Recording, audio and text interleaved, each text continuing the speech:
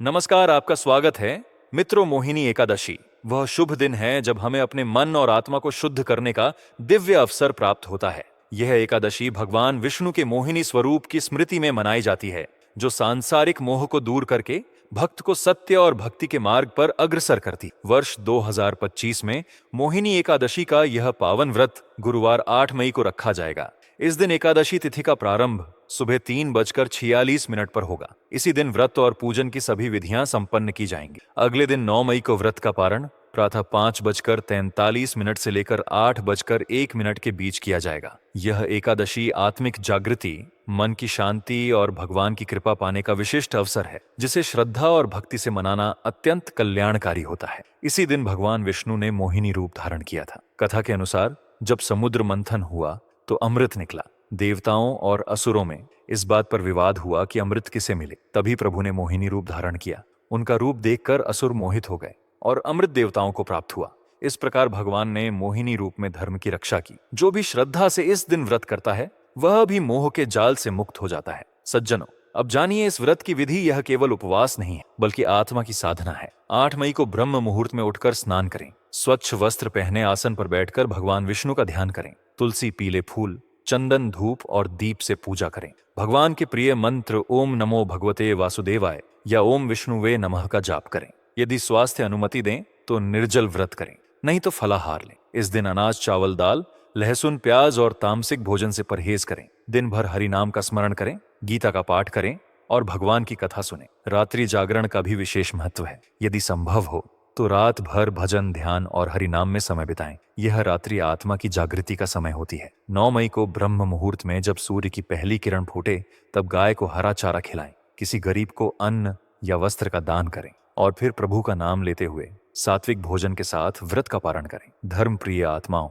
एकादशी के व्रत में केवल कर्म ही नहीं, भावना भी महत्वपूर्ण होती। यदि मन में श्रद्धा और विश्वास है तो व्रत सफल माना जाता है। मित्रों, आगे बढ़ने से पहले यदि आप चाहते हैं कि माता लक्ष्मी की कृपा आप पर बनी रहे तो इस वीडियो को एक लाइक करें, ज्योतिष साधना चैनल को सब्सक्राइब करें और कमेंट बॉक्स में जय लक्ष्मी माता लिखकर अपनी उपस्थिति जरूर दर्ज करें। शास्त्रों में यह स्पष्ट कहा गया है कि जो मोहिनी एकादशी का व्रत करता है वह हजारों अश्वमेध यज्ञों के बराबर पुण्य प्राप्त करता है।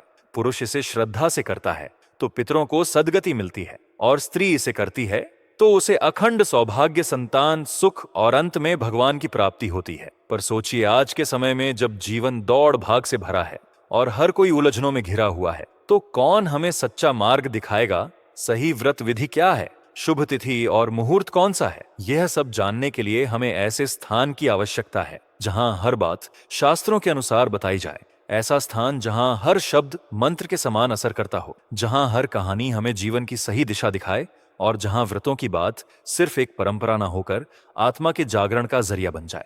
यदि आप जानना चाहते हैं कि घर में मंदिर कहां बनाएं, दरवाजे पर कौन सा शुभ चिन्ह लगाएं, कौन सी दिशा आपके जीवन में सुख और शांति लाएगी और कौन सी परेशानियों का कारण बन सकती है, तो जुड़िए हमारे वास्तु ज्ञान परिवार से। हमारा उद्देश्य केवल जानकारी देना नहीं, बल्कि आत्मिक चेतना को जगाना है। हम मानते हैं कि हर एकादशी, हर ग्रह स्थिति और हर वास्तु संकेत प्रभु का एक संदेश होता है जो हमें भीतर से पुकार रहा होता है। मोहिनी एकादशी केवल एक उपवास नहीं है, यह उस जाल से निकलने का रास्ता है जिसमें जीवन उलझा रहता है। मोह, माया, अहंकार, जलन और दिखावे की लालसा। यह व्रत हमें हमारे अंदर की बेचैनी से बाहर निकालकर भगवान की शरण में ले जाने का माध्यम बनता है। अगर इस दिन कोई व्यक्ति सच्चे मन और श्रद्धा से उपवास करता है तो वही भगवान जो मोहिनी रूप में असुरों को भी मोहित कर चुके हैं, वह उसके हृदय में स्थायी रूप से निवास कर लेते हैं। इसीलिए हे धर्म प्रेमी मित्रों, आइए संकल्प लें कि इस 8 मई को हम मोहिनी एकादशी का व्रत करेंगे। अपने जीवन को प्रभु के चरणों में समर्पित करके उसे पवित्र बनाएंगे और हर दिन ज्योतिष साधना के साथ जुड़कर अपनी आत्मा को जागरूक करेंगे।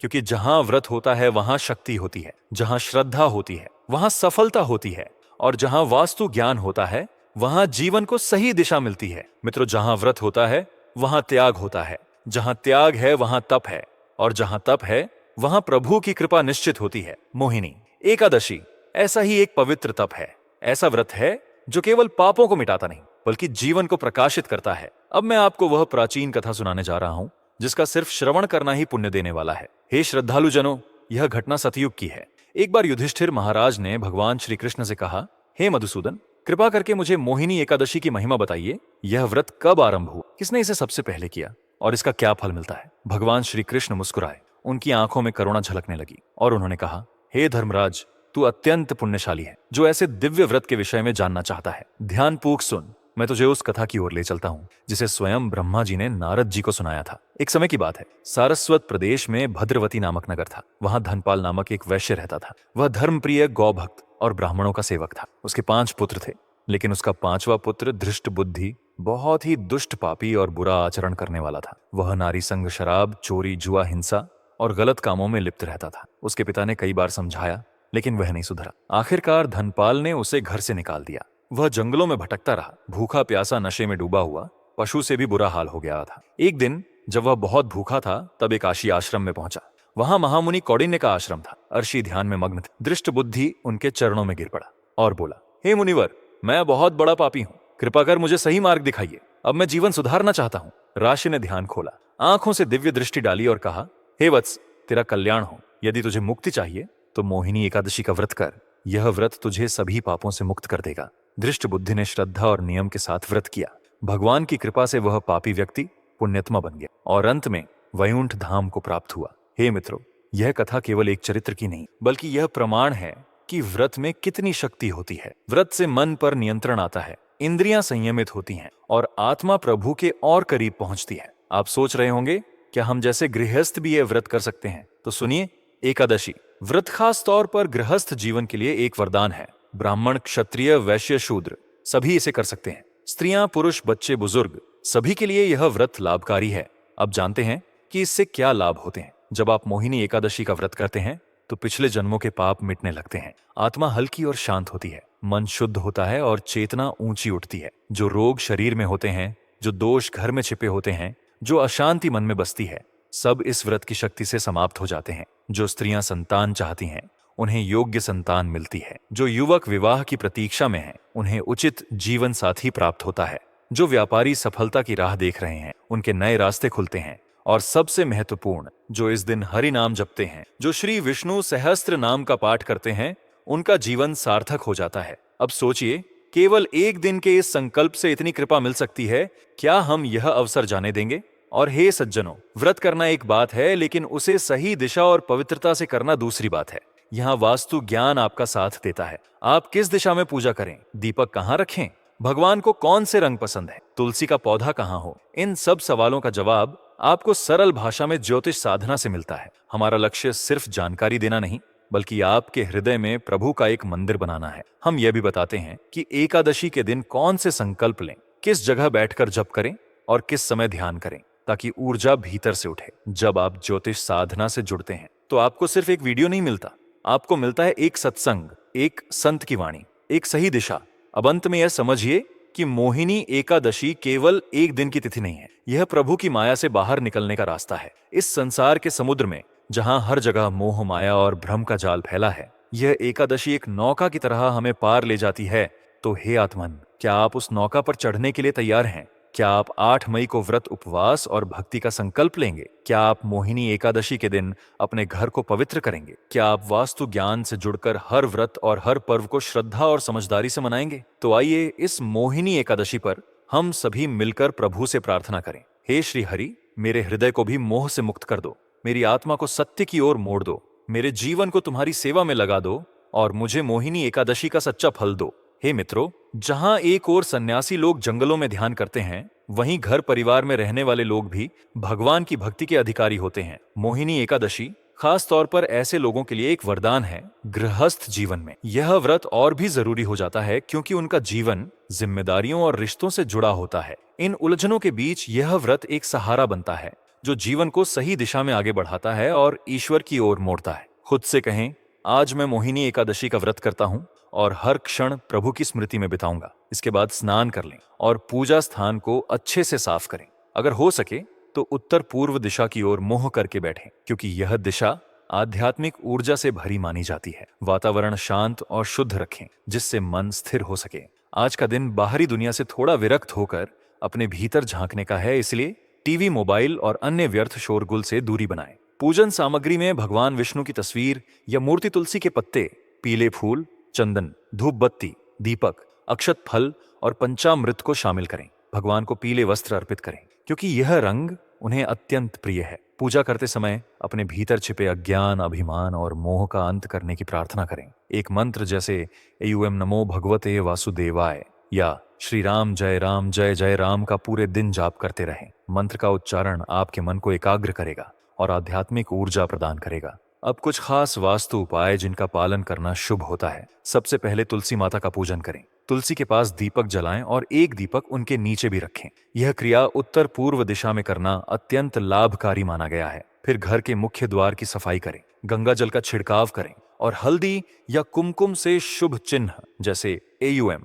श्री या स्वास्तिक बनाएं। यह सकारात्मक ऊर्जा को आमंत्रित करता है। रसोई में आज केवल सात्विक और फलाहार भोजन बना। बर्तन पूर्णतः स्वच्छ होने चाहिए और मांसाहार या तामसिक चीजें आज त्याज्य हैं। भले ही कोई व्यक्ति व्रत न कर रहा हो, फिर भी घर में अनाज न बनाना अधिक शुभ माना गया है। ध्यान के लिए घर में एक शांत स्थान चुनें, जैसे बालकनी, छत या एक कोना, जहां आप एकाग्र हो सकें। ध्यान करते समय सांसों पर ध्यान केंद्रित करें या भगवान के नाम का जाप करें। शुरुआत 10 से 11 मिनट से करें और धीरे धीरे समय बढ़ाएं। ध्यान की सफलता मन और वातावरण की शुद्धता पर निर्भर करती है।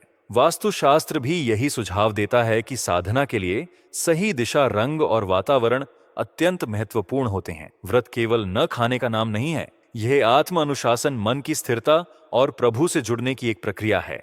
यदि आप केवल भोजन न करके दिन बिताते हैं तो वह उपवास कहलाता है, लेकिन यदि आप मन, वचन और कर्म से प्रभु को समर्पित होते हैं तो वह उपासना बन जाती है। आज के दिन हर विचार, हर शब्द और हर कर्म प्रभु के अनुकूल होना चाहिए। अगर क्रोध आए तो मौन धारण करें, कटु शब्द आने लगें तो चुप हो जाएं, आलस से घेर लें तो हरिनाम स्मरण करें। इसी में व्रत की सच्ची भावना बसती है। यदि संभव हो तो शाम के समय संकीर्तन करें, परिवार के साथ मिलकर एक दीप जलाएं और प्रभु का नाम गाएं। ऐसा करने से घर का एक कोना भी मंदिर बन जाएगा। ये केवल धार्मिक कर्म नहीं, बल्कि आत्मा को उज्ज्वल बनाने का एक सरल मार्ग है। अब बात आती है दान और धर्म की। पुराणों में कहा गया है कि व्रत बिना दान के अधूरा है। मोहिनी एकादशी पर किया गया दान कई गुना फल देता है। अन्नदान, किसी भूखे को भोजन देना, जलदान, प्यासे को शीतल जल देना, वस्त्रदान, गरीबों को वस्त्र देना और दीपदान, मंदिरों आश्रमों में दीपक जलाना, सब अत्यंत पुण्यदायी माने जाते हैं। भगवद गीता या श्री विष्णु से संबंधित ग्रंथों का दान भी आत्मिक रूप से अत्यंत फलदायक होता है। यदि संभव हो तो गाय, ब्राह्मण, तुलसी या भूमि का भी दान करें, लेकिन ध्यान रहे सबसे बड़ा दान आपके भीतर के विकारों का त्याग है। अहंकार, द्वेष, मोह और आलस्य को छोड़ना भी प्रभु को समर्पित करने जैसा है। इस दिन की विशेषता यह भी है कि यह रात मंत्र सिद्धि के लिए अत्यंत प्रभावशाली मानी जाती है। एयूएम नमो भगवते वासुदेवाय, एयूएम विष्णवे नमः या श्री ह्रीं क्लीं क्लौं विष्णवे नमः जैसे मंत्रों का श्रद्धा और एकाग्रता से 108 बार जाप करें। पूर्व दिशा की ओर मुख करके दीपक के सामने बैठें और मंत्र जाप करें। पास में तांबे के लोटे में जल रखें और जाप के बाद यह जल तुलसी माता को अर्पित करें। पितृशांति का विषय भी इस दिन विशेष महत्व रखता है। जो लोग पितृदोष से पीड़ित हैं, उनके लिए मोहिनी एकादशी वरदान समान है। इस दिन तुलसी के पास दीपक जलाकर, गाय को गुड़ चना खिलाकर और पितरों के नाम पर दान देकर शांति प्राप्त की जा सकती है। यदि विवाह, संतान या अन्य कार्यों में रुकावट आ रही हो तो पितरों के नाम से यह उपाय अवश्य करें। अब सोचें कि इस व्रत से हमारे बच्चे और युवा वर्ग क्या सीख सकते हैं। आज का समय ऐसा है जहां मन भटकाव से भरा है। ऐसे में एकादशी का व्रत उन्हें संयम, आत्मबल और आध्यात्मिक जागरूकता का पाठ पढ़ा सकता है। बच्चों को प्रेरित करें कि वे मोबाइल और टीवी से दूर रहकर भगवान की कथाएं सुनें। तुलसी को जल अर्पित करें और अपने हाथों से भगवान के चित्र बनाएं। युवाओं को यह समझाएं कि जीवन की दिशा तभी बदलेगी जब मन की दिशा बदले। यही है इस व्रत का मूल उद्देश्य, आत्मा को शुद्ध करना, प्रभु को पाना और मोहमाया से ऊपर उठना। इसीलिए मोहिनी एकादशी केवल एक तिथि नहीं, बल्कि आत्म जागरण का अवसर है। यह एक ऐसा पर्व है जो हमें धर्म, विज्ञान और शास्त्र तीनों के समन्वय से जीवन जीना सिखाता है।